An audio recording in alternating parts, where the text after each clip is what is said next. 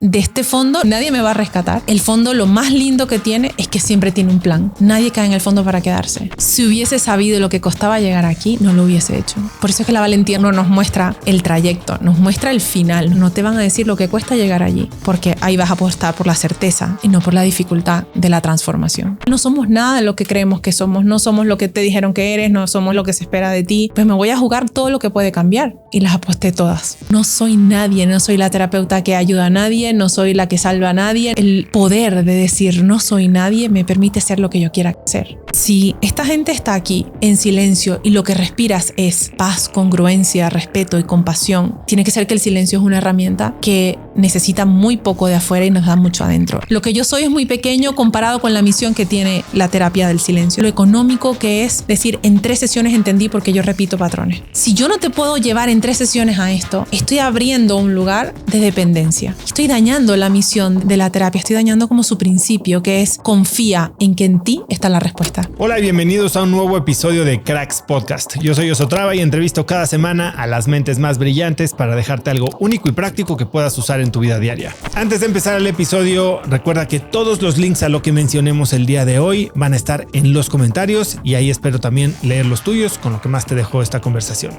Hoy tengo como invitada a Catalina Gerke. La puedes encontrar en Instagram como @inthename-of-silence. Catalina es psicoterapeuta cognitiva conductual, especialista en psicología contemplativa, neuroplasticidad cognitiva, trauma y meditación budista mahayana. Ha dedicado los últimos 20 años a encontrarse y transformar su vida y la de miles de personas alrededor del mundo desde la conexión profunda con el silencio terapéutico. Durante sus estudios como discípula del Dalai Lama en India, desarrolló la terapia del silencio, que son parte fundamental de los procesos de acompañamiento que Catalina imparte en las Naciones Unidas, a la cual sirve desde hace más de 4 años, dedicando sus esfuerzos a equipos de alto desempeño y a aliviar el trauma en zonas de conflicto. Además, a través de su fundación Vivir por Algo, imparte programas grupales en puntos de alto dolor humano como las cárceles, hospitales infantiles y zonas escolares de bajos recursos en los rincones de América Latina. Hoy Catalina y yo hablamos de conocer al Dalai Lama, de vivir muchas vidas en una y de todo lo que puedes encontrar en el silencio. Espero que disfrutes de esta gran conversación con Catalina Gerke. Cata, bienvenida a Cracks Podcast. Gracias por tenerme aquí. Vine solo a verte. Me encanta que así sea y mucho mejor que haberlo hecho a distancia desde Miami. Sigo tratando de acordarme cómo llegué a ti y no lo sé. Y la primera vez que nos vimos cara a cara y que nos conocimos y que nos pusimos nombre fue en mi casa en una cena a la que no sé por qué te invité y estoy agradecidísimo con el mundo de haberlo hecho. Y quiero que me cuentes una de esas historias con la que empezaste ese día, que es cómo fue, cómo llegaste y qué aprendiste de servirle té al Dalai Lama. Yo tampoco sé cómo llegué a tu casa. Fue un acto muy valiente porque podía pasar cualquier cosa en ese trayecto, pero realmente entrar en esos lugares de curiosidad creo que es también lo que me llevó a sitios como ese del Dalai Lama. ¿Qué aprendí de allí? Madre mía, aprendí todo de mí, poco de él. Y creo que eso es lo grande de estar en lugares donde la persona está tan trabajada que es que todo te refleja partes de ti. Llegué allí como una de esas casualidades, una llamada como la tuya, que yo estaba estudiando psicología contemplativa que tiene base en el budismo tibetano y la persona que le tocaba, esos son lugares que, bueno, guardan muy selectivamente y la persona que le tocaba ir a ese año salió embarazada y dijo no voy. Y entonces por alguna razón llegaron a mí. Mi hijo era muy chiquito, era pequeño y ese fue yo creo que como la Y más grande, ¿no? Era como escojo ser la mamá que todo el mundo dice que uno debe ser o escojo ser la mamá valiente que hace cosas que nadie hace y regresar con un montón de historias. Y tomé esa. Y bueno, eso me llevó a estar allá estudiando parte del budismo tibetano, ser la única vestida occidentalmente porque además era como esta que hace aquí que no parece como la de nosotros, ¿no? La gente que va allá tiene un gran desprendimiento de su identidad, de dónde vienen, de la parte social que sostienen, porque además uno llega allí y no tiene nombre. O sea, tú llegas a ese monasterio, entregas tu pasaporte, entregas tu teléfono y bienvenido a nobodyness, ¿no? Y después, cuando terminamos, fue cuando me presenté con la gente el día que salí de allí. Y ahí supimos cómo nos llamábamos, porque antes era simplemente, como es en silencio, es simplemente un reconocimiento del otro, ¿no? Y de lo que ese otro te refleja de ti mismo, que crees que sabes quién es, pero en verdad tú dices, esta persona es una tal, una cual. No, realmente esos pensamientos son ejemplo de quién eres tú adentro, ¿no? Y de ese grupo yo llegué muy asustada. Todos iban con un backpack y yo llegué cargando una maleta Samsonite. Y entonces los vi a todos muy listos para ir a tomar su lugar en lo que llaman el Karma Yoga, que es la parte en la que tú sirves al monasterio, como que le devuelves parte de estar allí. Tú haces trabajo social. Y había gente que le tocaba lavar letrinas, a otras personas les tocaba barrer el patio, bañar a los perros, en fin, cualquier cosa. Y ellos se lo tomaban muy en serio. Las personas que estaban seleccionadas allí, éramos un grupo nada más de 22 personas. Y yo dejé que ellos me mostraran cómo hacerlo y lo fui dejando pasar. Y llegó alguien como muy urgido y le digo, no, mira, pasa, yo estoy aquí, no me importa el momento que me toque. Y cuando me tocó mi sitio, me dijeron, ya no tenemos nada que ofrecerte. No hay karma yoga disponible y entonces quiere decir que tienes buen karma y que lo que te toca es ponerle incienso a los altares y servir té 4 veces a la semana. Y yo, ¿y servirle el té a quién? Pensaba yo que a todo el monasterio. No, vas a ir por este bosque y vas a servirle a His Holiness todos estos 4 días a la semana. Y eso fue lo que hice. Entonces, esos lugares de mucha inadecuación, de sentir qué hago yo aquí, qué hago aquí. En cada día, ida y vuelta, eso es lo que yo pensaba, cómo me tocó a mí, cómo me tocó a mí. Aprendí un montón de ese buen karma que de alguna manera nos cuesta reconocer, que es que hemos hecho muchas cosas bien en la vida y que de alguna manera siempre nos consigue un premio por ahí escondido, ¿no? ¿Cómo defines el karma tú? Creo que son para mí los actos con conciencia que tomo y la intención con la que los hago. No puedo pensar que el karma viene unido a actos del inconsciente, porque son lugares donde hemos dejado partes de nosotros que no hemos podido procesar. Pero el acto de la conciencia quiere decir que estoy allí presente sabiendo lo que estoy tratando de poner del otro lado. Y es donde uno dice, bueno, el karma está allí para decirte que tu intención con la que haces las cosas pesa. Y a veces el resultado no es lo que queremos, pero si la intención fue benevolente y fue compasiva o fue algo que tú sentías que te debías a ti mismo, yo creo que eso suma al lado positivo, ¿no? Si la intención viene con la necesidad de superioridad o de hacer daño o de aplastar a otro, pues entonces sí creo que es como la factura viene de regreso. Pero creo mucho que son las acciones con conciencia que hacemos con una intención. Y supongo que en ese momento tenía un montón de acciones conscientes con buena intención que no me había dado la tarea de reconocerlas, ¿no? Que estamos tan acostumbrados a decir es que tengo que ser buena. Y a veces no tienes que ser buena, sino que escoges serlo. Escoges serlo por ti, escoges serlo por lo que para ti son valores, a pesar de que para los demás no sea eso bueno. Y en esa distinción creo que uno va sumando esas, no sé, pequeñas partículas de bien hacer que cambian al mundo, ¿no? Cuando estás hablando de servirle té al Dalai Lama 4 días a la semana, pues mucha gente podría pensar que de ahí viene el aprendizaje. ¿Qué platicaste? ¿Qué te dijo? ¿Cómo te vio? ¿Qué se siente? Pero tú me estás diciendo que los mayores aprendizajes fueron de la gente que iba como tú, de la gente, sí, vamos a llamarle normal. Uh-huh.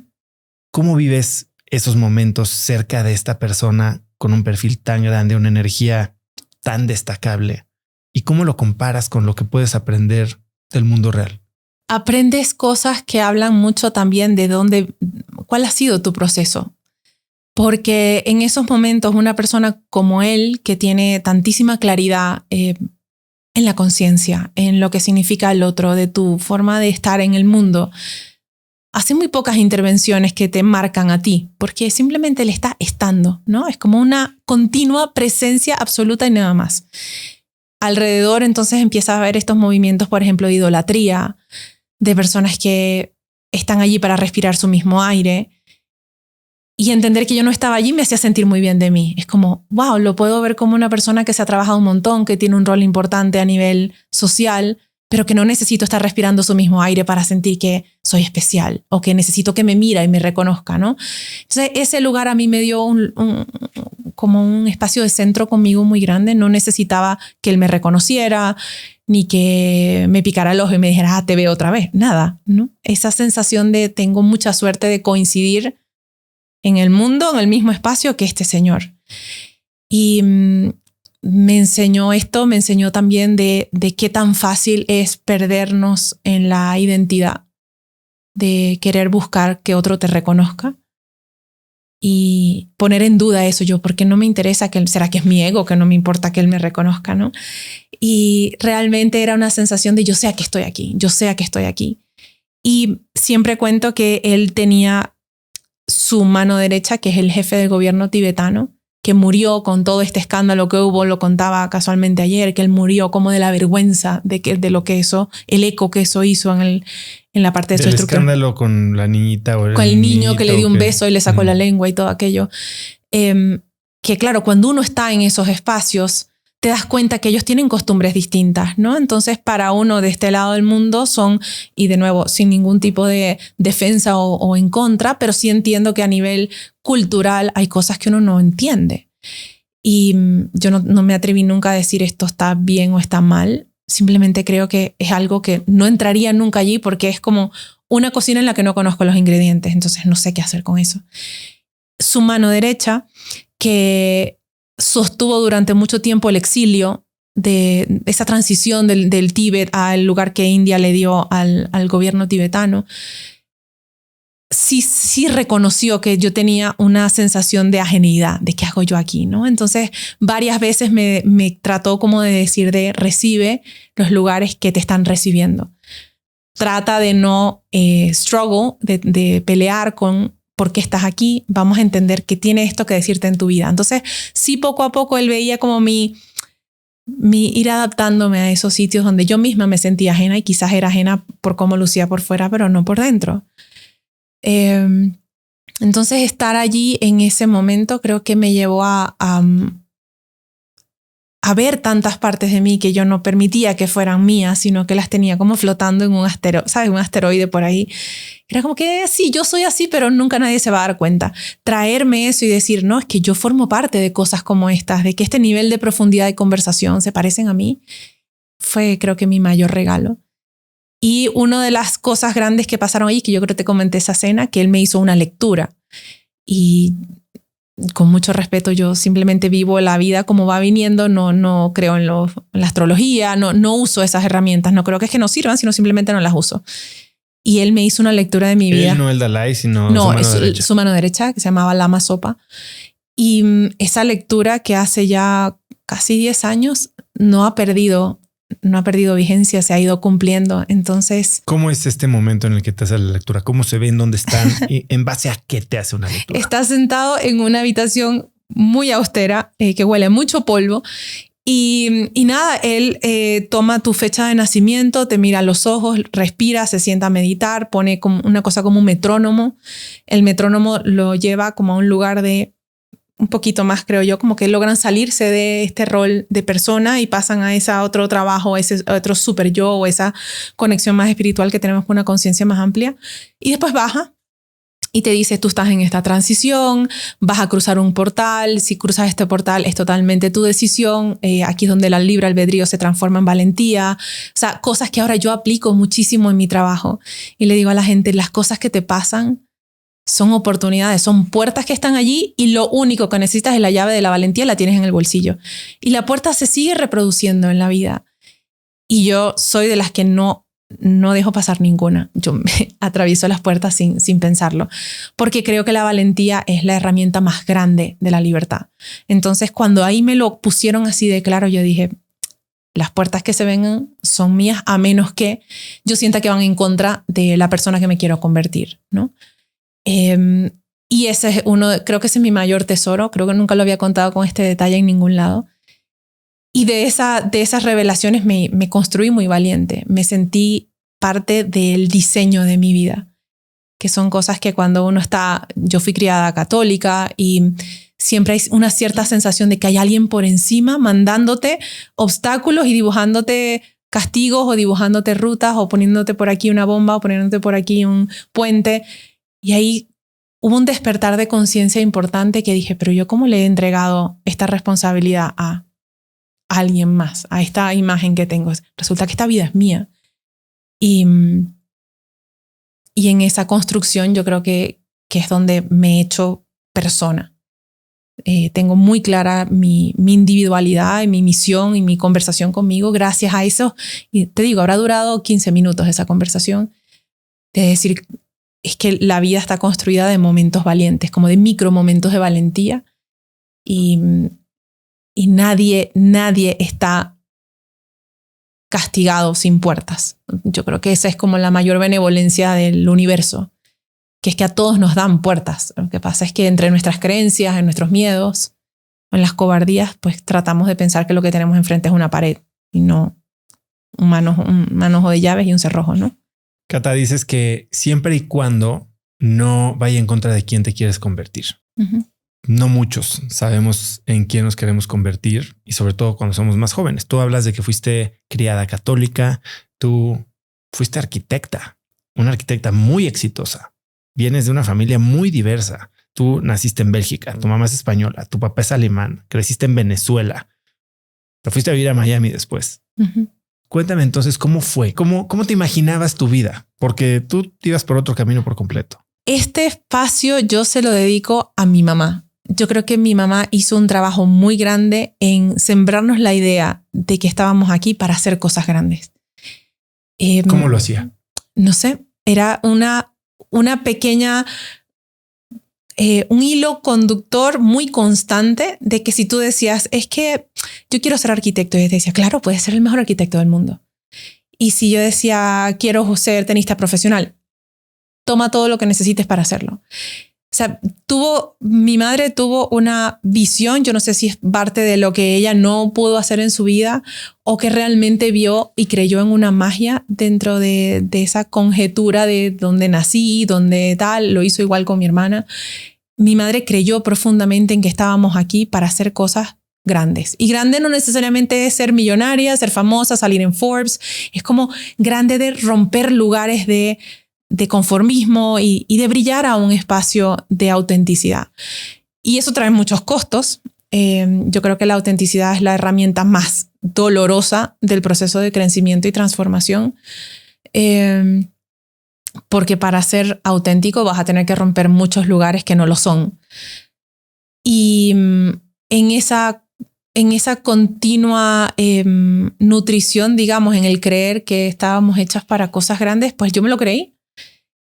Y por eso, de alguna manera, me he atrevido a apostar por sitios donde lo que hay es una conquista y no una garantía.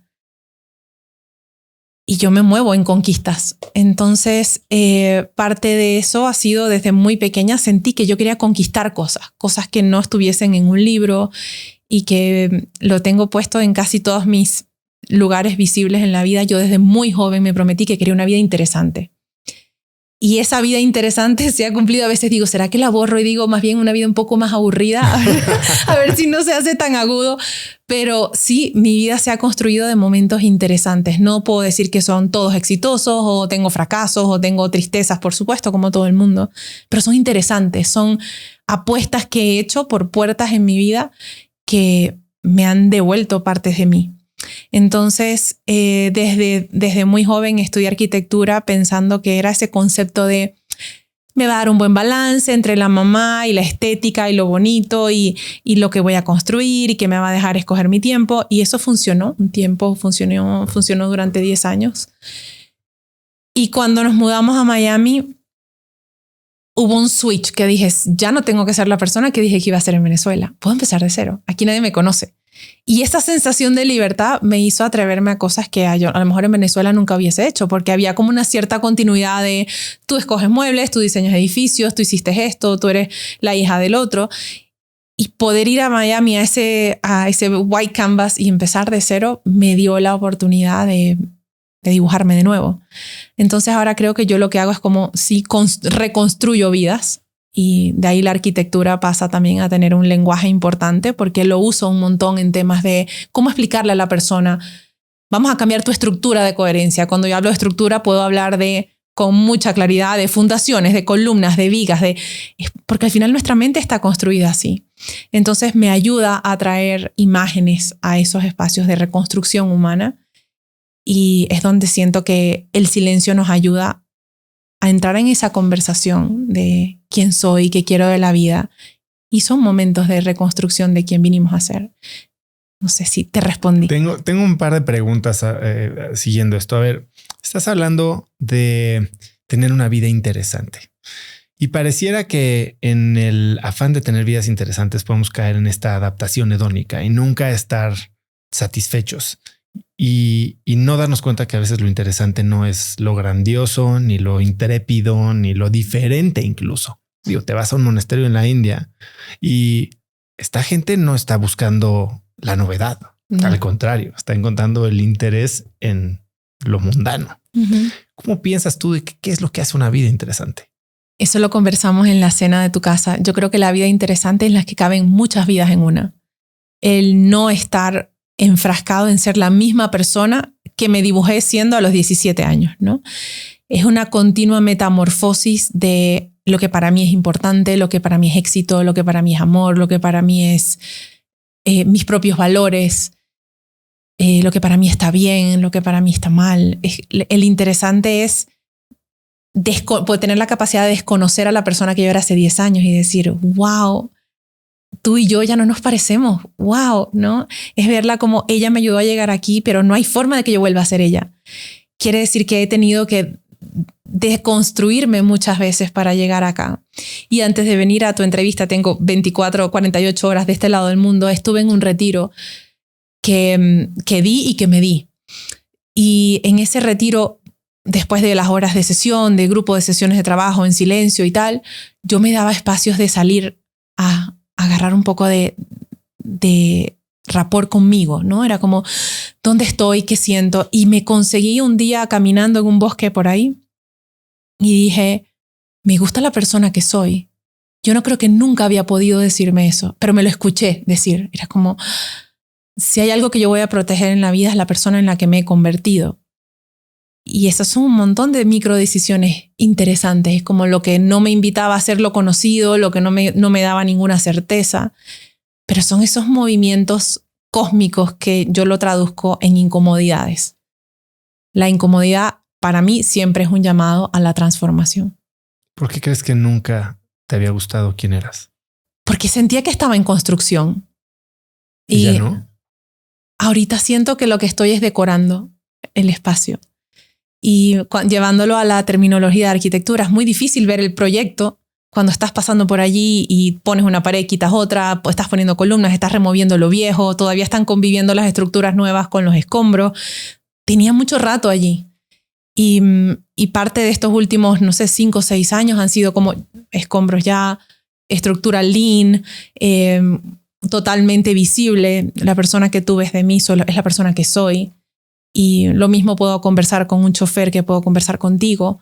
Entonces tengo como muy pocas, siento que tengo muy pocas construcciones de por medio entre la persona que soy y la persona que muestro. Y esos son lugares de altísimo trabajo, de autenticidad y de deconstrucción, en el que siento que he llegado a un plateau. Y digo, bueno.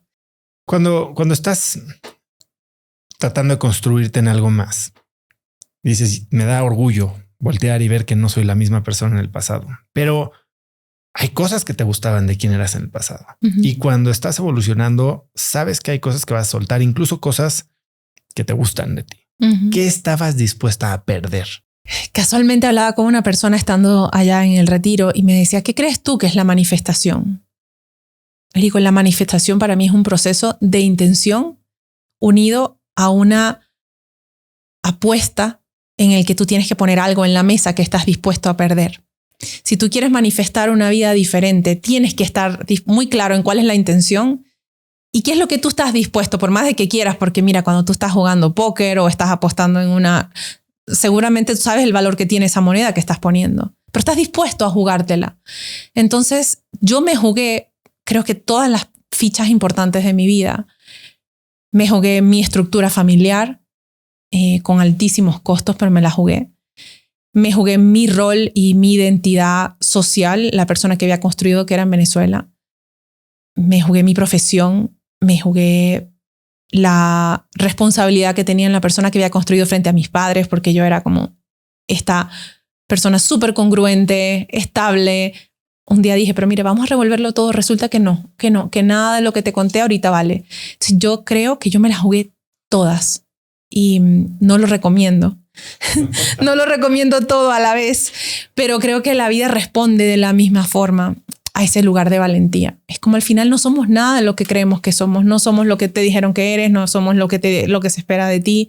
Y dije, bueno, si ninguna de estas cosas son realmente sólidas, lo que es sólido es la persona que yo quiero ser y lo que yo siento, pues me voy a jugar todo lo que puede cambiar. Mi estructura familiar puede cambiar, mi rol social puede cambiar, mi profesor puede cambiar. Entonces, bueno, venga, yo las apuesto. Y las aposté todas. ¿Cómo llegas al silencio? Porque el silencio lo has mencionado ya un par de veces en esta conversación.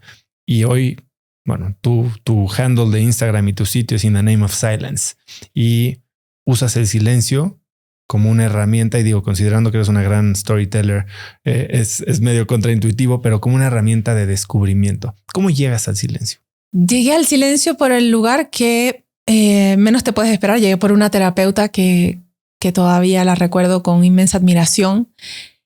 Yo tenía 17 años y ella me dijo, mira, para que este lugar sea realmente nutritivo y que no tengas que venir aquí a preguntarme qué quiero, qué hago, ayúdame, decide por mí. Quiero que te tomes 15 minutos antes de entrar a la sesión y te quedes un rato en silencio contigo y escribas lo que sientes, escribas lo que pienses. Tenía 17 años. Y me di cuenta la claridad que yo tenía en llegar a la sesión con esto anotado y decirle, hoy siento rabia, hoy siento frustración, hoy siento miedo. Y allí la organización de la conversación no era dispersa, sino que sabíamos claramente, y yo, claro, me iba con una tarea. Después de esa tarea incómoda con la que uno se queda típica sesión de tradicional de terapia, yo decía, ¿y ahora qué hago? Y ella me decía, quédate un rato en silencio, ciérrate en tu cuarto, pon una música. Y eso lentamente fue traduciéndose en mi momento conmigo. De allí encontré la meditación. La meditación me llevó a entender un poco como de... Empecé por el hinduismo, porque es típico lo que uno escucha que sí en las clases de yoga y los mantras y todo esto. Y eso me llevaba a sentir una densidad de mí. Es como uno puede vivir como en una superficialidad, pero estos lugares me llevaban a una densidad, como a sentir mi peso, el peso de la vida que llevaba, de la conversación que habitaba en mí, y eso no lo podía sentir en ningún otro lado. Entonces ahí empecé a estudiar esto, después estudié budismo, y cuando fui a donde el Dalai Lama, que yo venía ya como con mis títulos, ¿sabes? Los típicos títulos que la gente necesita para avalar tu conocimiento. Vine como psicoterapeuta, cognitivo-conductual, como life coach. Llegué allá y dije, pero si esta gente está aquí en silencio y lo que respiras es paz, congruencia, respeto y compasión, tiene que ser que el silencio es una herramienta que necesita muy poco de afuera y nos da mucho adentro. Y entonces durante ese tiempo, todas las herramientas que yo tenía, habiendo estudiado también neuroplasticidad, como teníamos tanto tiempo libre, pasaba muchas horas escribiendo en esto que me hace pensar, ¿es realmente un patrón o es una necesidad? Y fui yo decodificándome, sintiendo que lo que me pasaba adentro tenía un lenguaje y que el silencio no era simplemente ausencia de ruido, era poder estar conmigo. Y es donde se tradujo esto en lo que ahora yo trabajo como la terapia del silencio, que es que la persona tiene que aprender a estar consigo misma para poder estar bien con el mundo. Y no hace falta ausentarse o convertirte en un yogi para sentir que el silencio es tu herramienta. Al contrario, el silencio conecta a la persona con su fuerza, su fuego de vida y te hace vivir en un lugar de mucho centro. Es como muy poco BS, ¿no? Bueno, hablas ahora de que el silencio te permitía estar contigo misma y la voz o las voces, tú dices que tenemos mente de condominio, ¿cómo le dices? Que tenemos en la cabeza, pues muchas veces pues nos distraen, nos desempoderan, otras nos empoderan y nos confunden. ¿Cuál era el diálogo interno que tenías en ese momento y cómo manejar los momentos o las diferentes voces que tenemos en la cabeza? Hay una parte de la psicología ya un poco más avanzada, tercera generación, que se llama Internal Family Systems. Y ellos nos hablan, lo han estudiado desde el lugar de las partes. Y por eso nosotros, por ejemplo, el día que yo iba a tu casa, decía, hay una parte de mí que quiere ir, una parte de mí que tiene mucho miedo, ¿sí? Las partes son segmentaciones de nuestra conciencia emocional, nuestra conciencia racional, que tienen identidad. Entonces en la identidad está la parte de mí que es víctima, está la parte de mí que se siente fuerte y empoderada, está la parte de mí que le tiene miedo al éxito. Son partes y estas partes tienen personalidad.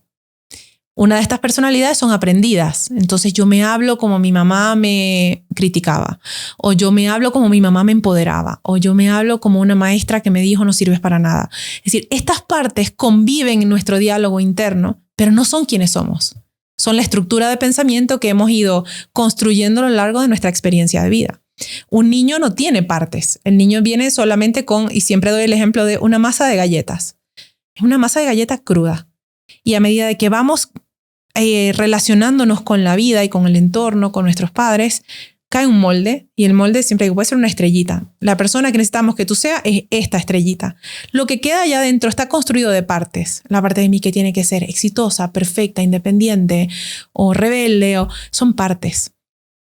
Lo que queda afuera es la parte más valiosa de ti, y eso se va al inconsciente porque no cupo en la estrellita. Entonces el silencio tiene la capacidad de conectar a la persona con toda esa otra masa que está sin forma, que se ha ido al inconsciente, pero es donde Carl Jung lo llamaba el oro. Ese es el oro de que es la persona completa. Entonces el silencio como herramienta ayuda a que tú vayas allá y digas, ¿por qué yo siempre me pongo en un rol de víctima? ¿Por qué mi molde dice que a mí todo me pasa, nada me sale bien, la gente se aprovecha de mí? Ese era tu molde porque, bueno, a lo mejor fue el lugar que te tocó en tu familia de 4 hermanos. Yo no me sabía defender, mi mamá decía que no le podía pegar a mis hermanos y yo me quedé en un lugar de recibir golpes y no defenderme, por decirte. En la parte de la masita que está en el inconsciente hay una parte de ti que sabe cuánto vale, que sabe darse su sitio, que se siente muy digna de sí misma. Y esa construcción de ir a visitar ese lugar interno te conecta con emociones que no estaban permitidas en tu vida. Como decir, el valor, la dignidad, el merecimiento, el sentido de pertenencia contigo mismo. Ir a visitar esos lugares del inconsciente y traerlos a la conciencia es en donde cambiamos las partes. Las partes dejan de hablar con la misma intensidad y dices, pero ¿yo por qué me sigo identificando como la niña pobrecita? Estar en esa conversación en silencio te permite desdoblar. Una es la parte hablando y otra es el yo, que es donde la meditación conocemos como la mente en blanco. La mente en blanco es un observador mirándote pensar. Y entonces en la meditación lo que hacemos en el silencio profundo, no solamente el que repite mantras, sino el silencio que te permite mirar esas partes de ti. Dice, voy a observar con curiosidad a la parte de Catalina que se siente víctima. ¿Cuándo aprendió a ser víctima? ¿Cómo se habla? ¿Dónde se pone para repetir el patrón de victimismo? Y ese momento de conciencia es full integración. En el momento en que lo vuelves a tener cerca, dices, estoy a punto de ser víctima de nuevo. Esa parte se contrae y a nivel de neuroplasticidad aparece la otra que dice, es muy incómodo, pero lo voy a hacer diferente. A decir, ¿sabes qué? Esta relación no está funcionando para mí. Y la víctima, la subparte de tu víctima, neuroplásticamente se contrae y comienza a crearse una relación contigo mismo desde ese lugar que te trajiste del inconsciente al consciente. Eso es lo que llamamos como el rediseño de una estructura de coherencia de la persona. Agarras partes que nunca habías usado, le das atención, le das emoción y le das repetición. Y es donde se produce el cambio. A ver, ayúdame a entender esto, porque todo esto suena como terapia, ¿no? Uh-huh. Platicamos, te enteras de algo mío, me ayudas a verlo desde una parte diferente y practicamos una nueva manera de enfrentarlo cuando aparezca. Uh-huh. Pero para esto estamos hablando mucho. Entonces, ¿tú en qué momento decides volverte terapeuta del silencio y qué es la terapia del silencio? ¿Cómo funciona? ¿Haces retiros? ¿Haces terapia personal? Cuéntame entonces cómo funciona esto, porque lo que hemos dicho hasta ahora suena increíble. ¿Cómo combinas el silencio con la integración? Todo eso que te conté lo hace la persona sola. Lo haces tú on your own. Porque las herramientas están diseñadas para que tú vayas con estos audios, con estas prácticas de silencio que son a suerte de una meditación guiada con mucha herramienta de neuroplasticidad, la persona va a ese encuentro consigo mismo. Yo no estoy ahí. Son herramientas grabadas donde tú escuchas esto, recuerdas cosas. Cuando las recuerdas, las reconoces en el momento presente y dices, tengo toda mi vida siendo una víctima o contándome esta historia. Y es donde todo eso que te expliqué, que es como el backstage conectando y desconectando cables, se da en tu total individualidad. Después llegas a la terapia y dices, descubrí que hay una parte de mí que quiere ser valiente, ¿cómo lo hago? Y ahí el proceso pasa a ser un proceso más tradicional. Pero toda esta introspección necesita ser individualizada porque el ser humano tiende a filtrar la información que no le gusta compartir, inclusive con el terapeuta. Los terapeutas tenemos un espacio, no sé cómo decirte, muy generoso, entre 40 y 50% de la persona te cuenta de verdad. Lo otro está súper censurado en la vergüenza infantil, en el no deber ser, en el lo que yo no puedo decir, se lo queda. Y la intimidad de estos espacios de silencio hacen que te lo cuentes a ti mismo. No hay nadie escuchándote sino tú. Y después de que tú te escuchas, no lo puedes dejar de escuchar otra vez. ¿Cómo fue tu primer retiro?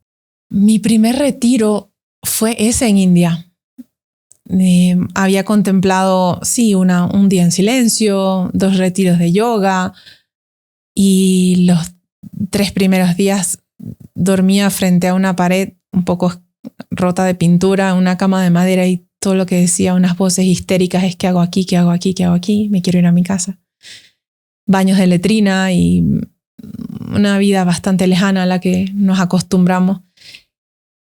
Y la primera semana fue infernal porque yo no soportaba a la persona con la que estaba. No me gustaba. Sentía que no me hablaba bien, que era una farsa allí porque no me parecía la gente con la que estaba allí y que qué iba a hacer yo con esto. ¿No? Era como, ¿qué hago yo aquí? ¿Qué voy a hacer con esto? Mejor me regreso a la arquitectura y nadie se entera. Y estando allí fue una deconstrucción, pero no me quise durante mucho rato. No me gustaba la forma en la que hablaba de mí o hablaba del mundo o hablaba de lo que veía. Pude ver caer como mi manual del día a día. Esa conversación la tenía allí y no era bonita. Entonces darme cuenta que a través de escucharme, de escribir, de acordarme que esto lo que estaba viviendo lo había sentido antes, me hice mi propia terapia. Y esa es la terapia del silencio, es poner a la persona forzosamente a estar con la única persona con la que nunca va a poder dejar de estar, que es consigo misma. Y es como, a ver qué historias te cuentas. Cuéntame qué es lo que sientes cuando te sientas contigo mirando al infinito. ¿Qué emociones nacen? La ansiedad, la angustia, me quiero salir corriendo, me quiero distraer, quiero que alguien me hable. No me gusta estar conmigo. Y esas fueron muchas horas de no me gusta estar conmigo. Además, allí te sientas a comer y miras a la pared o miras al infinito. A nadie le importa si estás comiendo sola. Entonces, esa primera semana de no me gusto pasó. Y empezar allí a reescribir ese manual de qué cosas son verdad para mí. Y qué cosas no van a ser aprobadas afuera, pero es que son cosas mías con las que no puedo no vivir. Yo no puedo volver a ser la arquitecto, yo no puedo volver a ser la mamá tradicional. No puedo ser la persona que las otras demás han esperado que sea. Quiero ser alguien distinto y ese alguien distinto me sedujo durante mucho rato sin decirme quién iba a ser ese distinto, sino como la invitación seductora al desconocido. Creo que fue mi mayor invitación a la valentía. Salí de allí como con 15 kilos menos, sintiéndome muy inadecuada al mundo al que regresaba. Y esa inadecuación me hizo entender que el silencio me había cambiado. Había dejado de estar en guerra conmigo y había pasado un proceso de encontrar de nuevo cómo quería vivir mi vida. Hablas que sentías que no le importabas a nadie. Y entiendo que cuando te fuiste a la India estabas batallando con el tema de dejar a tu hijo. Le escribiste 30 cartas. Una por día. Una por día. Que nunca leyó. Que nunca leyó. Y allá te quitan tu celular y regresas todos los días a ver si alguien te había marcado. Y te dicen, aquí no le importa a nadie. ¿Cómo se siente no importarle a nadie? Muy terrorífico, porque hemos construido tantos lugares de necesidad que yo decía, ¿cómo mi hijo va a vivir sin mí? ¿O cómo mi casa va a funcionar sin mí? A nadie le faltó la cabeza cuando yo regresé. Todo el mundo estaba en su sitio. Estaban quizás hasta más felices porque mi OCD no los había estado reorientando todo el día, recoge aquí, recoge allá. Y sentirse poco necesitados, un lugar de mucha liberación, porque al final de cuentas hemos creado estructuras que nos hacen sentir que somos indispensables, ¿no? Y allí te recuerdan que no eres indispensable, que a nadie le importa quién eres. Cuando salimos de allí, resulta que estuve todo el tiempo compartiendo habitación con un médico neurocirujano, quizás el top del mundo allí, y el señor nunca le contó a nadie quién era ni qué hacía. Y nadie contó quién era ni qué hacía. Y esa sensación de no somos lo que hacemos, somos los que estamos aquí, me pasó estando ahorita en ese retiro, que esa oportunidad que tuve de estar allí, en esta que hace una semana que regresé, que me conseguí mirando de nuevo a un infinito y dije, por estos días quiero ser nadie. Y esa sensación fue fuego puro. Como no soy nadie, no soy la terapeuta que ayuda a nadie, no soy la que salva a nadie, no soy la que está detrás de mi hijo diciéndole que la vida tiene que ser así, asado. El poder de decir no soy nadie me permite ser lo que yo quiera que ser en ese momento y el resto de los días de mi vida, ¿no? Dices que hay que hacer cosas por ti sin importarte también lo que piensen los demás. ¿Qué haces por ti hoy a pesar de que tal vez hay gente de tu círculo cercano inclusive que podría no estar tan contenta? Ay, bueno, creo que la forma en la que llevo mi vida no es tradicional. Tengo un ritmo de vida muy contrario al silencio. O sea, el silencio me habita y me reconozco en mucha serenidad. Creo que soy una persona bastante ecuánime. Es muy difícil que tú me veas fuera de centro, pero mi vida es muy agitada. Eso abarco más de lo que puedo apretar muchas veces porque siento que quiero esa sensación todo el tiempo de estar en comunicación con la vida, y eso no me deja cultivar espacios tradicionales, ¿no? No soy la persona con la que tú puedes contar un sábado para un barbecue. No soy una persona que puedo planificar dónde voy a estar estas navidades. No lo soy. Y lo he llevado a lugares como mi lugar de las relaciones de mi vida son relaciones fuera de lo esperado. Creo que he roto muchos moldes, sobre todo en temas de relaciones de pareja. Me he dado oportunidades de vivirlo todo, de hacer las cosas que tienen que ver con lo que siento en el momento, las partes de mí que piden esos cambios o piden esos lugares. Y han tenido muchos costos, sobre todo en temas de mi relación como madre y lo que yo le muestro a mi hijo, porque siento que mi mayor meta en la vida era protegerlo de todo. Y de mí han venido los mayores aprendizajes. Entonces no he podido protegerlo de las lecciones que ha tenido que vivir a través de mí. Y es como he sido su mayor protectora y a la vez he sido la persona que ha sacudido sus estructuras en la vida y que lo he tenido que acompañar en esas dificultades, en un divorcio, en cambios de ciudad, en cambios de mi forma de ver la vida y relacionarme con mi pareja, con mi forma de vivir la vida como madre.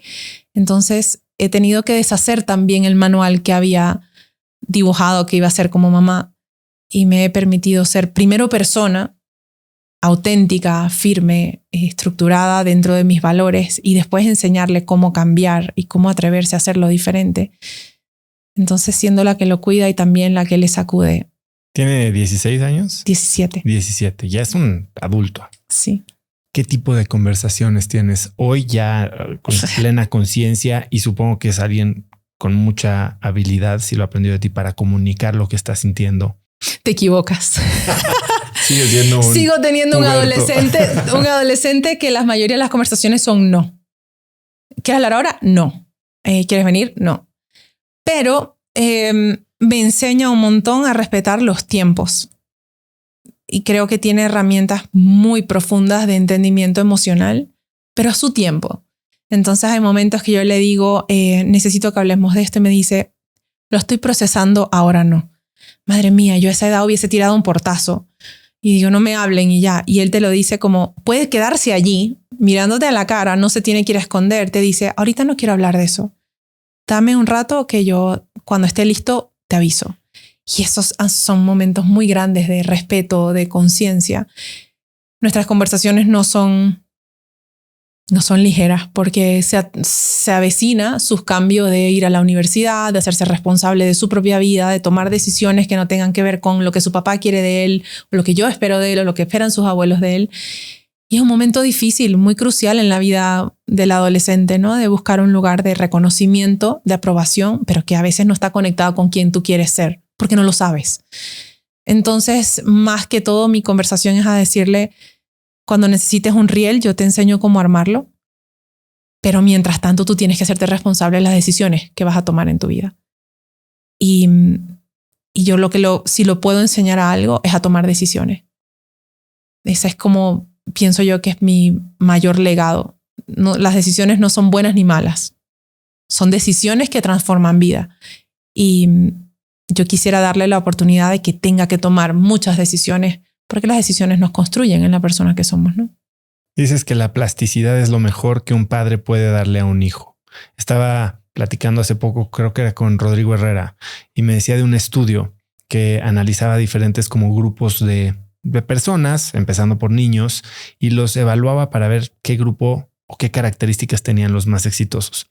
Y decían que no había mucha diferencia entre unos y otros, más que con un grupo, que eran los hijos de diplomáticos, y que esta necesidad de adaptarse por la vida de los padres los hacía tener herramientas que les permitían tener éxito. Tú estás hablando de la plasticidad. ¿Cómo se la das a tus hijos? Exactamente ahí.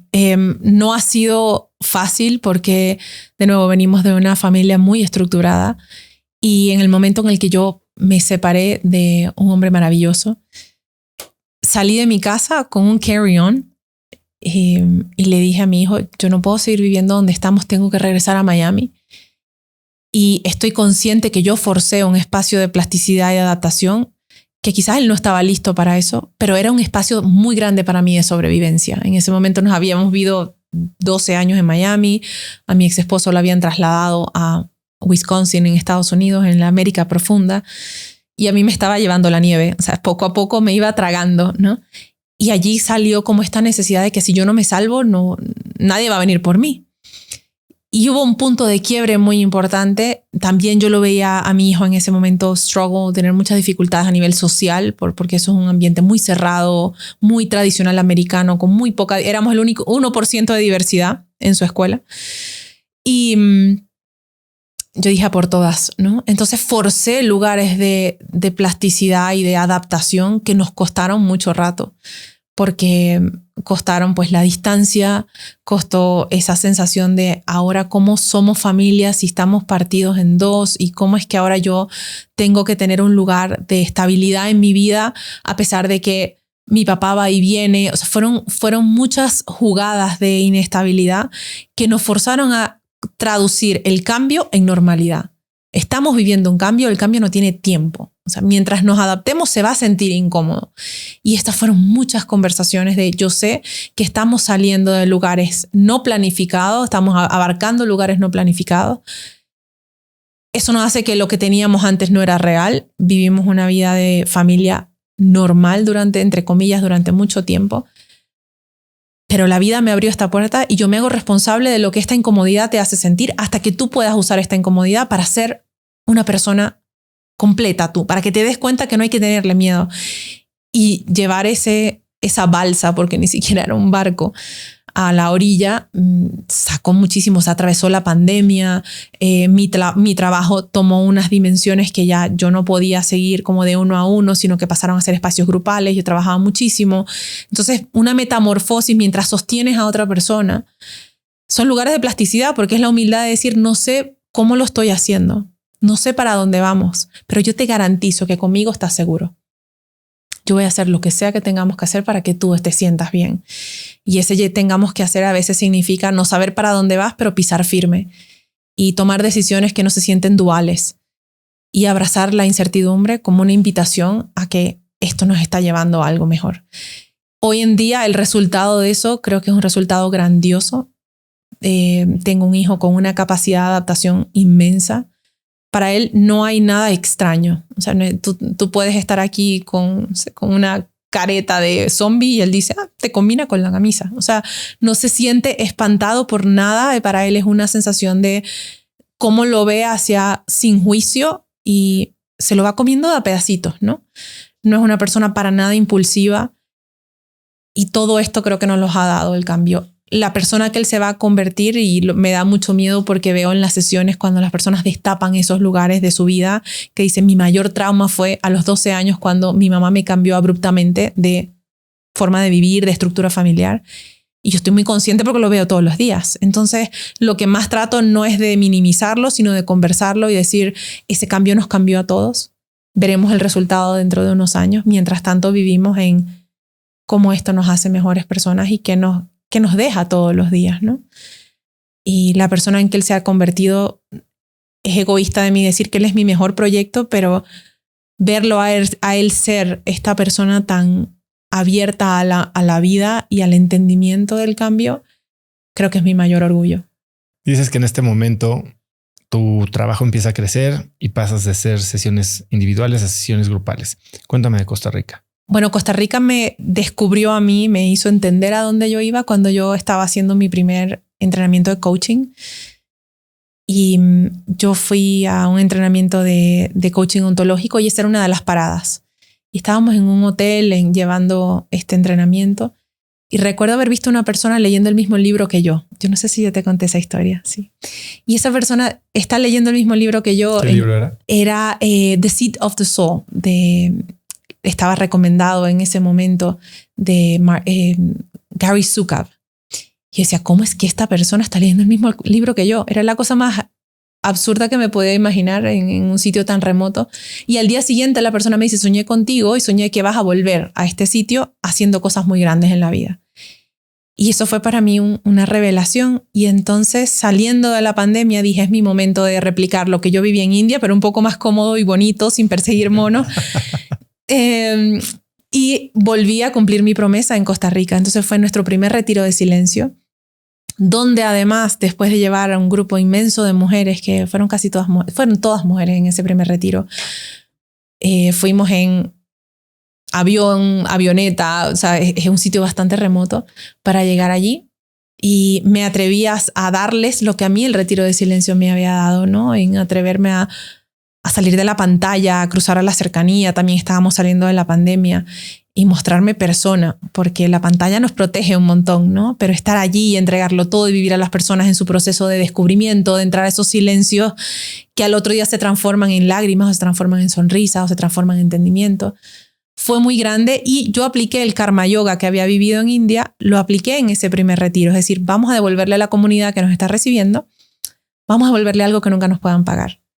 Y allí, pintando una escuela local, conversando con unos niños de esa comunidad, nos contaron que había altísimos niveles de suicidio en la adolescencia porque las redes sociales les mostraban que ellos nunca iban a poder tener la vida que vivían ahí.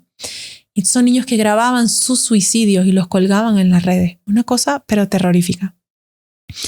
Y estando allí con una de las personas de mi mayor confianza, la niña esta que nos está comentando allí mismo en el pueblo, porque ese pueblito sirve a este hotel remoto. Entonces ellos nacen, crecen, trabajan en el hotel y mueren. Y la niña dice, pero es que uno a veces necesita recordar que uno vive por algo. Y dije, claro, es que el levantarse con una misión de transformación tiene que ser que tú recuerdas que vives por algo. Y así se llamó nuestra fundación. Arrancó allí esa misión de llevar las herramientas del silencio a los lugares donde nunca hubiese llegado un lugar de introspección tan sanador. Empezamos en Costa Rica, vinimos a México. En México tenemos presencia en las cárceles, en el Ministerio de Salud, en una fundación que da becas estudiantiles a más de 70,000 niños en la República Mexicana.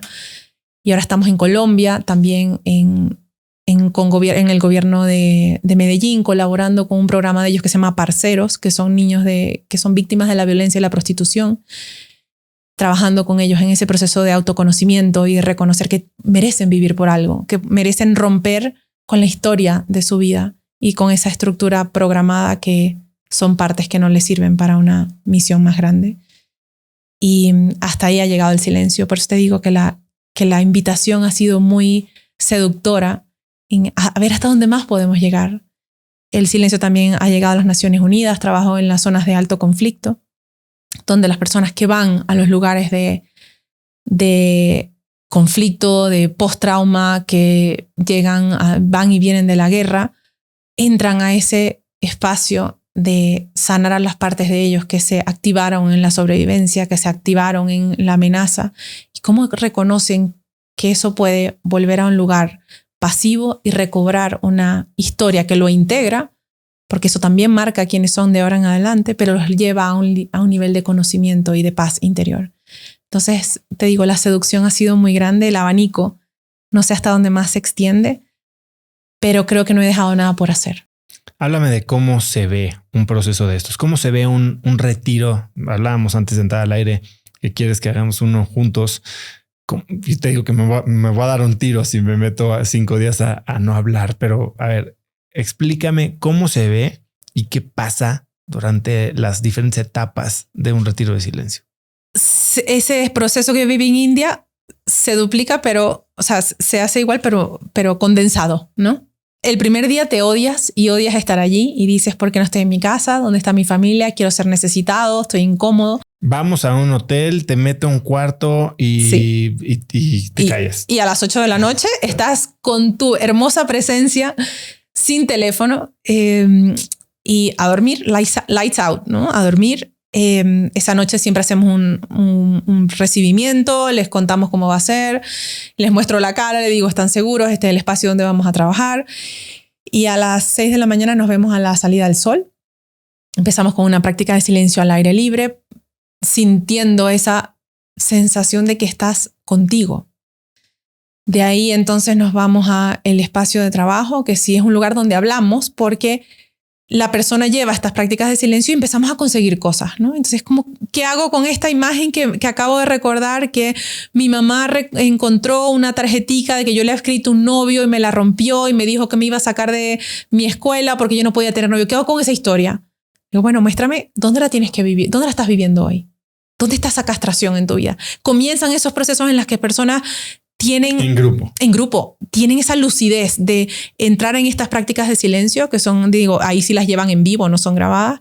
Hacemos mucho espacio de respiración, de serenidad, de vamos a entrar en la densidad de tu cuerpo. Llevamos estas prácticas de silencio que van subiendo en complejidad.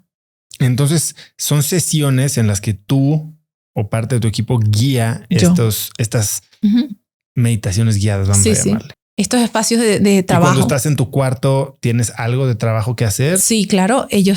Cada quien se va con su cuadernito de trabajo. Allí hacemos estos espacios de grupales. Después vamos a comer en silencio. La comida en estos lugares son normalmente vegetarianas, entonces implican un detox importante, que además empiezas a sentir cosas, a saborear la comida a otro nivel, a tener una digestión diferente. Ya empiezas a ver a la persona integrarse en el espacio. Siempre lo hacemos en lugares pues muy hermosos de naturaleza. Entonces te consigues a la gente viendo una oruguita o doblando una hoja, cosas que jamás en tu día a día podrías hacer, y tomando nota. Es como te das cuenta que allí empiezan a decir, esto me recuerda a la vez que hice esto o lo otro, y acabas de tragar grueso. Y entonces en ese momento son esas conexiones sensoriales que tienes con tu conciencia emocional que está olvidada. Tú estás todo el tiempo en automático, en la racionalidad, tengo que hacer. Y allí es como un desinflarse de ese ego, de esa conversación tan aguda y tan dañina que tenemos con nosotros. Y la cara de la gente, oso, yo siempre tomo una foto el primer día y una foto al final. La cara de las personas en 4 días es una desconfiguración de todas las arrugas, tensiones, ojos llenos de ojeras que te puedas imaginar y dark circles y todo esto. Y es una mirada de plenitud, de sentir que hay alguien dentro de mí al que quiero mucho, con el que puedo estar. Entonces allí llevamos, en las tardes tenemos trabajo después del almuerzo, les damos horario de trabajo con ellos mismos, hacemos trabajo en grupo, volvemos al Karma Yoga, en el que viene ahora en noviembre. Hacemos trabajo de jardinería porque hay unas granjas de trabajo orgánico, entonces ayudan a sembrar, ayudan a recoger maleza, trabajan con los animales que están en la granja. Es decir, vuelves al origen del contacto de la naturaleza y cómo eso te refleja partes de ti. Y después en la noche pues volvemos a ese lugar de retiro, al lugar de trabajo, hacemos otra sesión de silencio con el que cerramos el día. Hacemos como pequeñas cápsulas donde las personas pues además se empiezan a identificar con la historia del otro, que es lo grandísimo de los programas grupales, que hay cosas de ti que tú no te atreves a sentir, a nombrar, a recordar, pero lo cuentas tú y digo, lo tengo yo. Entonces el otro casi que pesca por ti. Te trae un recuerdo, te trae una sensación y dices, esa soy yo. En este último que hicimos, la persona decía, he reconocido que estoy en relaciones en mi vida en las que me necesitan, pero no estoy segura de ser querida. Soy necesitada. Imagínate tú esos niveles de entendimiento en palabras tan cortas, tan simples. Es que la vida es muy simple, las emociones son simples. Lo que pasa es que el miedo las hace un nudo, pero la persona llega a ese lugar de entendimiento que si te lo dice un terapeuta no te cala, igual a que si lo has sentido tú. ¿Con qué llega esa persona a casa? La persona llega poniendo unos límites no artificiales, dicen, a los lugares en los que yo mantengo económicamente o a los lugares en los que siempre digo que sí por miedo, los voy a recortar a ver qué pasa. Voy a dejar de ser la persona necesitada a ver qué pasa. Esos son saltos de conciencia que nunca logras en terapia en 15 años que yo te diga pon un límite, no le des dinero a tus hermanos, pon un límite. No lo logras. Tiene que ser que ese entendimiento, esa parte de ti que en el budismo tibetano, en la parte de la psicología budista se llama la sanidad brillante. Esa parte de ti... ¿La qué, perdón? Sanidad brillante. Sanidad brillante. Ellos explican que en verdad no somos bipolares o ansiosos o que somos personas con trastorno límite. Tiene que ver con qué tan lejos estás de tu sanidad brillante. Si estás muy lejos, calificas como una persona desconectada de sí misma. Entonces aparece la ansiedad y aparece la bipolaridad, la esquizofrenia. Si traemos a esa parte de ti a la aceptación de esa sanidad brillante, la persona entra en un proceso de tal integración consigo misma que deja de luchar, deja de haber guerra interna. Entonces, los límites que forzosamente se ponen en la terapia tradicional implican una guerra. Porque quiero ser buena, yo te quiero, no quiero que me dejes de querer. A menos de que tú digas, en esta relación yo siento que soy necesitada pero no querida. Eso es un entendimiento que yo no puedo llegar ahí a menos de que tú lo sientas primero. Y la persona traduce eso en acciones naturales, congruentes, que producen un cambio en su vida. No sé, oye que puede llegar a ser muy intenso y como que lo que me has contado hasta ahora es que los desenlaces son pues, muy bonitos. Uh-huh. Supongo que también hay otro lado de lo que puede vivir alguien en un espacio así cuando descubre pues temas más traumáticos. Uh-huh. ¿Cómo se vive eso? Con la intensidad propia de esos descubrimientos. Y esa es la parte en la que pues mi humanidad se desinfla, ¿no? Porque ahí en ese momento yo soy el colchón de esa persona que vino buscando descansar de su trabajo y recordó un abuso. Es como, yo no vine buscando esto, pero esto te estaba llamando. Lo que pasa es que no estabas listo para sentir que ese era el llamado. Entonces, abrazar esos descubrimientos en un lugar tan seguro propone un cambio de vida bastante radical. Pero ¿qué es la vida si no son cambios radicales? Si pudiéramos planificar nuestros cambios a medida, bueno, yo quiero separarme dentro de 10 años, pues bueno, fantástico, vamos a ver cómo llegas allí. Pero resulta que las incomodidades no tienen ese periodo de longevidad o de duración.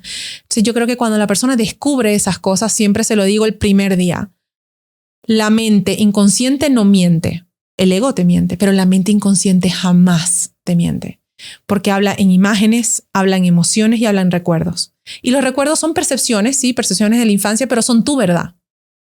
Entonces, entender lo que te dice la mente inconsciente en ese momento es porque estás listo para recibirlo. La mente inconsciente jamás violenta un proceso. Un terapeuta puede violentar un proceso, un psicoanalista puede violentar un proceso. Explícame un poco más de eso. Porque uno... ¿Forza un reconocimiento? Claro, porque tú de alguna manera sabes de dónde viene la persona, a dónde va y la resistencia que puede tener y los cuentos que se está contando. Tú sabes cuando la persona tiene miedo a asumir que ya donde está no es feliz o que tiene metido en la boca un abuso de su infancia que no lo puede poner en palabras o que presenció cosas con las que nunca pudo procesar. Uno lo sabe por la práctica, por el entrenamiento y por la repetición. Entonces, muchas veces la persona lo tiene en la punta de la lengua y tú sabes que está allí, pero hay terapeutas que violentan ese lugar y te dicen esto califica como esto y esto y esto. Y la persona no está lista. Mientras que cuando lo recibes tú, tu proceso es tan respetuoso de ti mismo que cuando tu inconsciente te lo entrega, era tu momento. Y los momentos de esas entregas son momentos sagrados. Y por eso esos espacios de silencio para mí les hago siempre firmar un waiver de que lo que pasa aquí se queda aquí. porque tenemos que respetar que la conciencia de las personas que nos acompañan vienen trabajándose. O sea, están como, ya vamos a llegar, por fin voy a votar esto. Lo que pasa es que la persona no lo sabe y cree que vienen por estrés o creen que vienen porque están hartos de hacer loncheras en la escuela de los hijos. Pero cuando llegas allí, resulta que hay una parte de ti muy grande que te estaba esperando. Y esa se descubre, esa misión en esos procesos, y yo sostengo en mi mayor esfuerzo para que la persona sienta ese lugar seguro de drenar, de entender, de poner las piezas en su conciencia, y después toca la vida real donde eso se pone a prueba. No puedo evitar trazar paralelismos o similitudes con experiencias que he experimentado yo, que he tenido yo y que también muchos de mis invitados han compartido utilizando psicodélicos, plantas de poder. Bajan el ego, disuelven el ego, permiten que el subconsciente te entregue, tal vez en un proceso mucho más acelerado incluso que 4 días. ¿Tú has experimentado con algo así? O de tu conocimiento, ¿cómo compararías las dos experiencias? A donde vamos en las prácticas de silencio es el mismo lugar al que vas en los psicodélicos, a menos de que me estés hablando de LSD, que donde sí vamos a otras capas, o sea, son otras capas de la conciencia.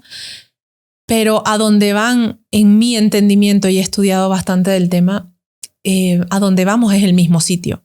¿Qué pasa? A nivel de la meditación, del silencio, de la práctica de la introspección, tú vas, es como si yo te dijera, mira, vamos a construir una carretera de aquí a Jalisco, y tú, en lugar de ir construyendo y quitando maleza y abriendo espacio y buscando una aplanadora, tú un día dices, ok, muy bien, tomas un helicóptero y te lanzo en Jalisco.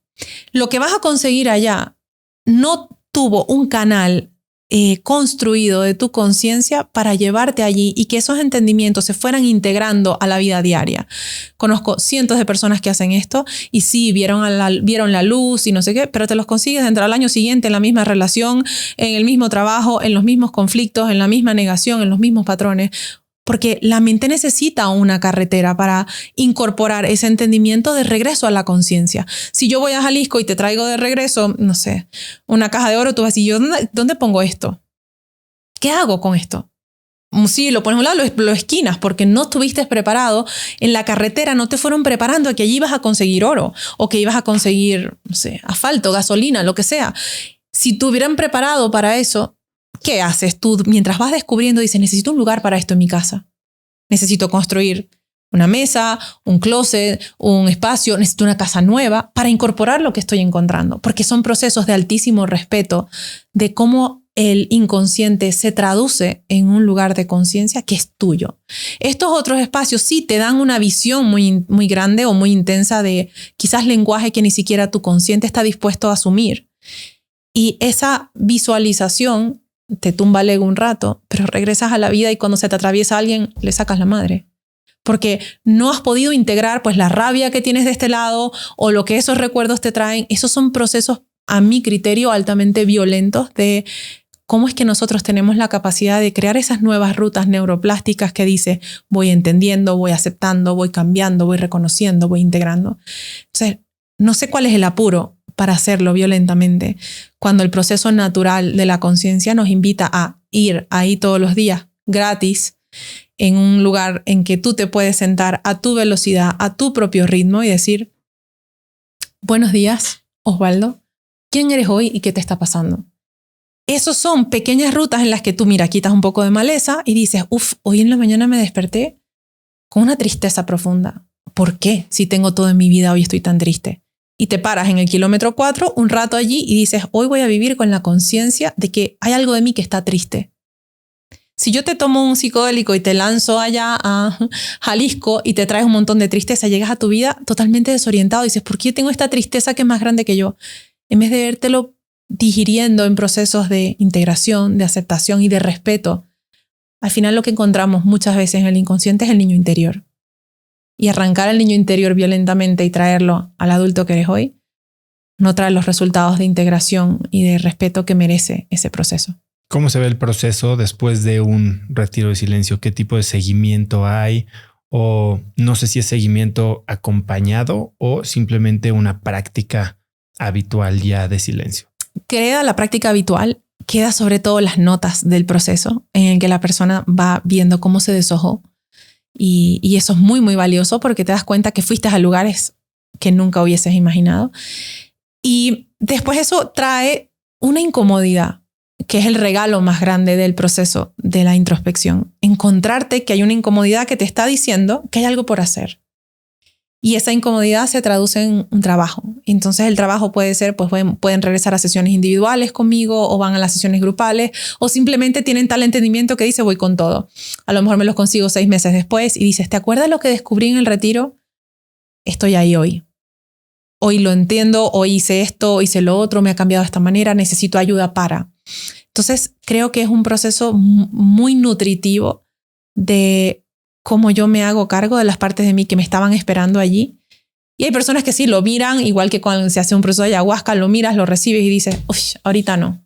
También se vale, porque la conciencia tiene sus tiempos. Eso sí, siempre usándolo a son de ahí viene el lobo feroz, yo digo, la conciencia, después de que te lo dice y te lo muestra, primero te susurró.